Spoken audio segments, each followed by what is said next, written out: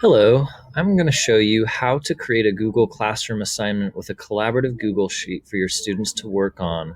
One sheet for all students to work on together. You're going to go to your classroom and click on Classwork, click Create an Assignment.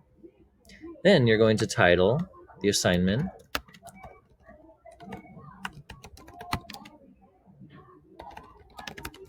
Then you're going to click the Create button and click Sheets. This is where you get to decide what kind of permissions your children have.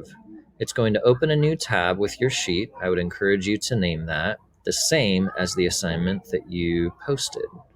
So I'm waiting for this to load and then I will name it.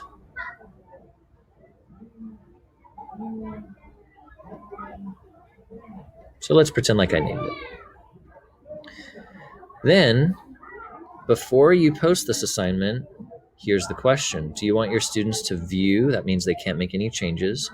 Do you want all students to edit the one document? That means all students one document. Or do you want to make a copy for each student where each student gets their own document and they can't see other students' work? I'm going to go with students can edit file. I'm going to choose my topic, Google Sheets, and then I'm going to assign it.